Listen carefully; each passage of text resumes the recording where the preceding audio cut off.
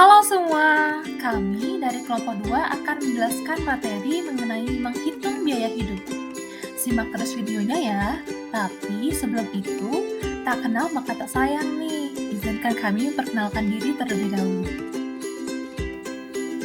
Halo semuanya, perkenalkan nama saya Nilo Putu Febri Anggreni dengan NIM 2107531008. Halo semuanya, perkenalkan nama saya Nilo Briliarti dengan NIM 2107531009. Halo, kenalin nama saya Nilo Gede Prandari dengan NIM 2107531010. Halo, perkenalkan nama saya Nebutu Mayara Patnya Dewi dengan NIM 2107531011. Materi pertama yang akan kita bahas yaitu apa itu indeks harga konsumen. Indeks harga konsumen atau Customer Price Index adalah pengukuran keseluruhan biaya dari barang dan jasa yang dibeli oleh konsumen. Indeks harga konsumen bertujuan untuk menghitung perubahan biaya hidup dengan cara mengukur berapa banyak pendapatan yang harus dinaikkan untuk mempertahankan standar hidup yang konstan. Ketika indeks harga konsumen meningkat, rumah tangga pada umumnya akan mengeluarkan lebih banyak uang untuk mempertahankan standar hidup yang sama. Di Indonesia, terdapat suatu badan yang bertugas untuk menghitung dan melaporkan indeks harga konsumen. Badan tersebut bernama Badan Pusat Statistik atau BPS. Untuk menghitung indeks harga konsumen, terdapat 5 langkah yang dapat kita gunakan. Langkah pertama yaitu menentukan isi keranjang. Langkah ini bertujuan untuk menentukan harga-harga mana yang penting bagi konsumen. Untuk mengetahui isi keranjang, dapat dilakukan melalui survei. Setelah melakukan survei, maka kita akan melakukan langkah kedua, yaitu tentukan harganya. Temukan harga dari masing-masing barang dan jasa yang terdapat dalam keranjang. Langkah ketiga yaitu menghitung seluruh isi keranjang. Dalam langkah ini, kita menggunakan data harga-harga untuk menghitung jumlah harga keseluruhan isi keranjang barang dan jasa. Pada langkah keempat, kita akan memilih tahun dasar dan menghitung indeksnya. Tetapkan 1 tahun untuk menjadi tahun dasar yang nantinya akan kita gunakan sebagai tolak ukur untuk membandingkan tahun-tahun lainnya. Dalam pemilihan tahun dasar, dapat ditetapkan sendiri. Barulah setelah menetapkan tahun dasar, kita dapat menghitung indeks. Langkah kelima yaitu menghitung tingkat inflasi. Dalam langkah kelima ini, kita memerlukan indeks yang sudah kita dapat pada langkah keempat. Tingkat inflasi merupakan persentase perubahan indeks harga dari periode sebelumnya. Adapun rumus yang akan kita gunakan. Pada langkah keempat, untuk menghitung indeks harga konsumen, kita menggunakan rumus IHK sama dengan PN per P0 dikali 100, di mana PN merupakan harga barang pada waktu atau periode N, sedangkan P0 merupakan harga barang pada waktu atau periode dasar. Untuk langkah kelima, untuk menghitung tingkat inflasi, kita menggunakan rumus IHK tahun kedua dikurang IHK tahun pertama, dibagi IHK tahun pertama, kemudian dikali 100. Pada langkah untuk menghitung indeks harga konsumen, terdapat hal mengenai isi keranjang konsumen. Nah, kalian ini udah tahu belum apa aja isi keranjang konsumen itu? Untuk kalian yang belum mengetahui apa aja isi keranjang konsumen tersebut, jangan khawatir, karena pada video berikut ini kita akan membahas mengenai isi keranjang konsumen.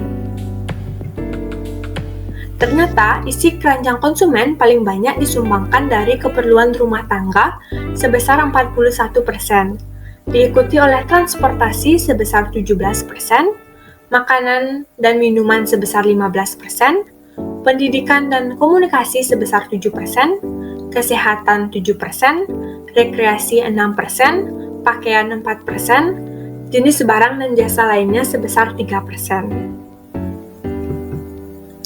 Nah, untuk memberikan pemahaman yang lebih jelas mengenai perhitungan indeks harga konsumen, mari kita bahas satu contoh soal. Pada contoh soal ini, langkah pertama yang harus kita lakukan adalah melakukan survei untuk menentukan isi keranjang. Dari survei yang sudah kita lakukan, ternyata isi keranjang tersebut terdiri dari 4 roti sosis dan 2 hamburger. Pada langkah kedua, kita akan menentukan harga setiap barang untuk setiap tahunnya. Nah, dalam tabel tersebut sudah disajikan harga untuk roti sosis dan hamburger pada tahun 2013, 2014, dan 2015. Kalian perhatikan baik-baik tabel tersebut. Nah, pada langkah ketiga, kita akan menghitung biaya keranjang barang setiap tahunnya. Diketahui bahwa harga per keranjang pada tahun 2013 sebesar $8, pada tahun 2014 sebesar $14 per keranjang, dan pada tahun 2015 per keranjang itu harganya $20. Nah, dari tabel di langkah ketiga ini, kita akan menggunakannya di langkah keempat. Pada langkah keempat, kita harus memilih salah satu tahun sebagai tahun dasar. Nah, pada contoh ini, tahun dasar yang dipilih adalah 2013. Barulah kita dapat menghitung indeks harga konsumen. Nah, pada tahun 2013, ternyata indeks harga konsumennya itu 100. Pada tahun 2014, indeksnya 175, dan pada tahun 2015, indeksnya 250. Indeks inilah yang akan kita gunakan pada langkah kelima. Nah, langkah kelima, kita akan menggunakan harga indeks konsumen sebelumnya untuk menghitung tingkat inflasi. Sehingga didapat tingkat inflasi pada tahun 2014 sebesar 75%, dan tingkat inflasi pada tahun 2015 sebesar 43%. Nah, itulah satu contoh mengenai perhitungan indeks harga konsumen. Halo semuanya, saya Yuni. Kali ini akan menjelaskan mengenai mengidentifikasi masalah dalam menghitung biaya hidup. Seperti yang kita ketahui, indeks harga konsumen itu sendiri memiliki tujuan untuk menghitung perubahan biaya hidup dengan mengukur berapa banyak pendapatan yang harus dinaikkan agar dapat mempertahankan standar hidup yang konstan. Dalam menghitung biaya hidup itu sendiri akan menjumpai 3 permasalahan. Permasalahan yang pertama yang akan kita jumpai adalah bias substitusi. Pada permasalahan ini, harga mengalami perubahan yang tidak proporsional dari tahun ke tahun. Hal ini kemudian menyebabkan konsumen membeli lebih sedikit barang yang harganya naik dan semakin banyak membeli barang yang harganya tidak mengalami kenaikan atau yang harganya menurun. Harga yang tidak proporsional ini kemudian menyebabkan konsumen melakukan substitusi atau beralih terhadap barang yang harganya relatif lebih murah. Apabila indeks harga dihitung dengan asumsi keranjang barang yang tidak berubah, tentu hal ini akan mengabaikan kemungkinan substitusi yang dilakukan oleh konsumen. Lalu, apa yang akan terjadi? Dengan mengabaikan akan adanya substitusi yang dilakukan oleh konsumen, maka hal itu akan menyebabkan penghitungan biaya hidup dari satu tahun ke tahun berikutnya menjadi semakin tidak sesuai dengan kenyataan. Contoh dari permasalahan ini, misalnya dalam satu tahun basis kita dapat mengasumsikan harga sekeranjang mangga lebih murah daripada harga rambutan. Akibatnya, konsumen tentu akan membeli lebih banyak mangga daripada rambutan. Ketika Departemen Statistik menyusun keranjang barang, departemen ini juga akan menyertakan lebih banyak mangga daripada rambutan. Nah, anggaplah di tahun berikutnya, ternyata harga sekeranjang rambutan lebih murah daripada harga sekeranjang mangga. Hal ini tentu menyebabkan konsumen akan otomatis beralih membeli lebih banyak rambutan daripada mangga. Akan tetapi, dalam hitung indeks harga konsumen, para ahli statistik ini menggunakan keranjang yang tetap yang mengasumsikan bahwa konsumen akan terus membeli mangga yang walaupun harganya sedang naik dalam jumlah yang sama seperti sebelumnya saat harganya masih murah. Alasan ini menyebabkan indeks akan mengukur kenaikan yang jauh lebih besar pada biaya hidup daripada kenyataannya. Permasalahan yang kedua adalah munculnya barang-barang baru. Pada permasalahan ini, konsumen memilih tambahan variasi pilihan saat sebuah barang baru diperkenalkan, yang akhirnya menyebabkan turunnya biaya untuk dapat mempertahankan tingkat kesejahteraan ekonomi yang sama. Keragaman produk membuat uang menjadi lebih bernilai, sehingga konsumen membutuhkan uang yang lebih sedikit untuk memelihara standar hidup yang ada. Namun, IHK tidak mencerminkan perubahan pada daya beli uang ini. Permasalahan ini kemudian dapat diwujudkan pada hipotesis berikut. Ketika seseorang mendapatkan voucher sebesar 200.000 yang dapat ditukarkan pada supermarket besar dengan barang yang beragam, dengan supermarket kecil dengan barang yang tidak terlalu beragam, tentu orang tersebut akan memilih untuk menukarkan vouchernya pada supermarket besar tersebut. Hal ini membuktikan bahwa bertambahnya kemungkinan pilihan akan menjadikan setiap nilai uang menjadi semakin berharga. Lalu, permasalahan yang ketiga adalah perubahan kualitas yang tidak terukur. Pada permasalahan ini, kualitas suatu barang di tahun pertama dapat menjadi buruk di tahun berikutnya. Sementara harganya tetap sama, yang hal ini kemudian dapat menurunkan nilai uang karena konsumen akan mendapatkan barang dengan kualitas yang lebih rendah dengan jumlah uang yang sama. Begitupun sebaliknya, apabila kualitas suatu produk meningkat dari tahun ke tahun, maka nilai uang akan mengalami kenaikan. Perubahan kualitas barang ini kemudian memerlukan perhitungan yang konstan, yang mana sangat sulit untuk dihitung. Nah, selanjutnya yaitu ada pembeda deflator PDB dan IHK. Deflator PDB merupakan ukuran tingkat harga yang dihitung sebagai perbandingan antara PDB nominal dan PDB real dikalikan 100. PDB nominal merupakan produksi barang dan jasa yang dinilai pada harga kini, sedangkan PDB real merupakan produksi barang dan jasa yang dinilai pada harga tetap atau konstan. IHK atau Indeks Harga Konsumen merupakan perubahan harga dari paket atau sering disebut dengan basket, barang dan jasa yang dikonsumsi oleh rumah tangga dalam kurun waktu tertentu. Paket merupakan kumpulan barang dan jasa yang paling tinggi proporsinya dari pengeluaran rumah tangga. Nah, di sini sudah saya buatkan atau kelompok-kelompok dalam bentuk tabel faktor pembeda dari deflator PDB dengan IHK. Faktor pembeda di sini yaitu ada 3. Yang pertama, harga. Yang kedua, cakupan barang dan jasa yang dihitung. Dan yang ketiga, yaitu perbandingan harga. Faktor pembeda pertama yaitu harga. Di deflator PDB, barang dan jasa yang diproduksi di dalam negeri. Sedangkan di IHK, barang dan jasa yang dibeli oleh konsumen. Faktor pembeda yang kedua yaitu cakupan barang dan jasa yang dihitung. Di deflator PDB, barang dan jasa impor tidak termasuk ke dalam deflator PDB karena tidak diproduksi di dalam negeri. Sedangkan di IHK, barang dan jasa yang dibeli konsumen dimasukkan ke dalam IHK, termasuk barang impor.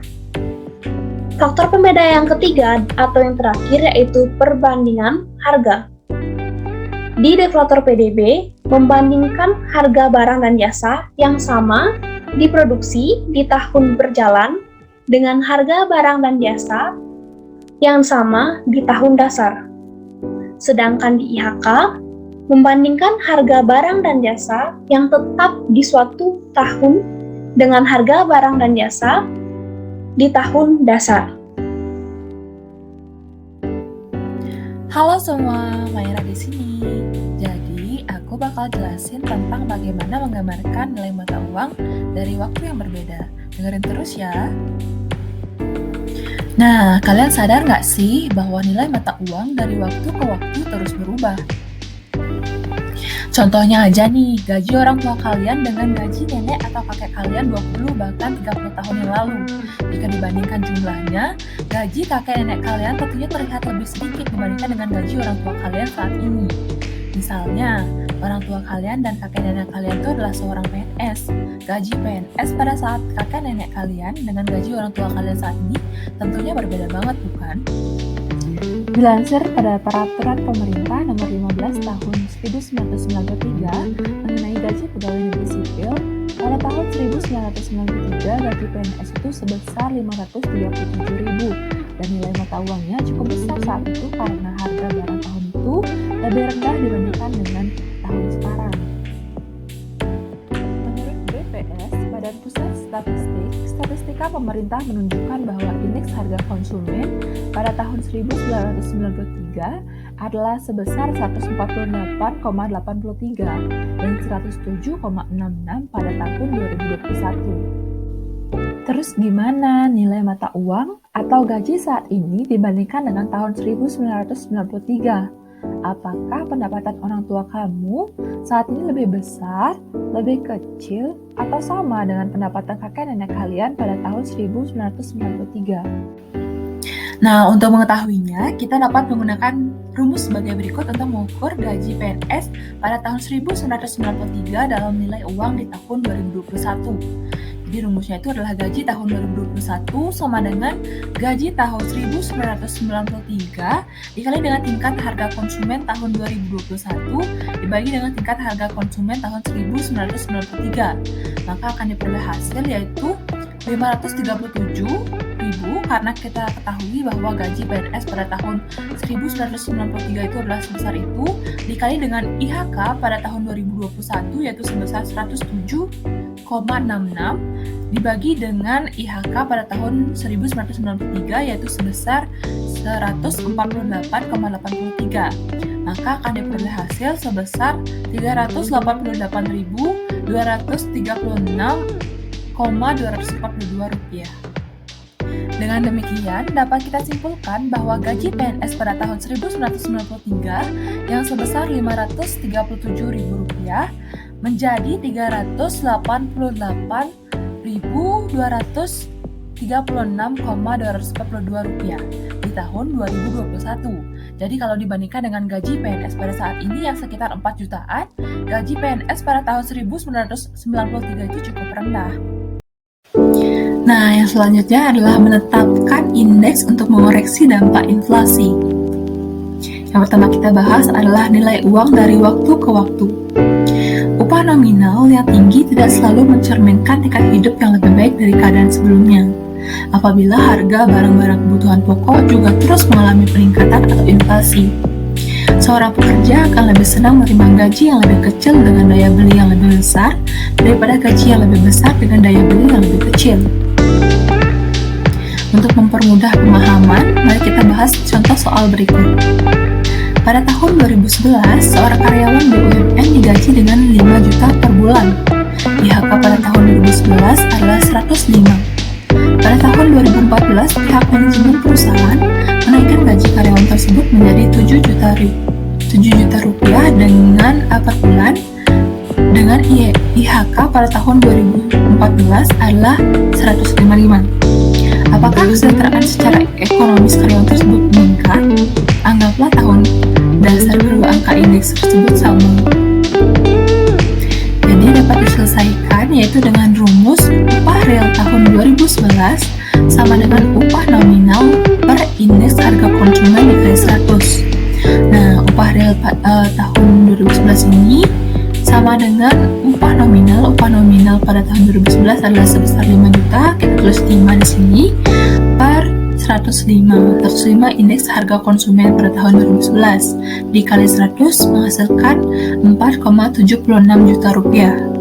Begitu juga pada tahun 2014 yaitu 7 per 155 dikali 100 mendapatkan hasil 4,52 juta rupiah. Nah, oleh karena itu upah real karyawan pada tahun 2014 yaitu sebesar 4,52 juta rupiah lebih kecil pada tahun 2011 yaitu sebesar 4,76 juta rupiah. Maka kesejahteraan karyawan mengalami penurunan.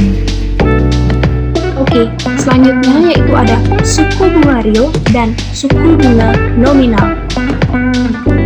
Suku bunga real atau yang dalam bahasa Inggris sering disebut dengan real interest rate adalah suku bunga yang dikoreksi oleh inflasi. Untuk mencari suku bunga real, dapat kita gunakan rumus sebagai berikut, yaitu suku bunga real sama dengan suku bunga nominal dikurangi tingkat inflasi. Yang kedua yaitu ada suku bunga nominal atau dalam bahasa Inggris sering disebut dengan nominal interest rate adalah suku bunga yang dibayarkan oleh bank tanpa disesuaikan dengan dampak inflasi.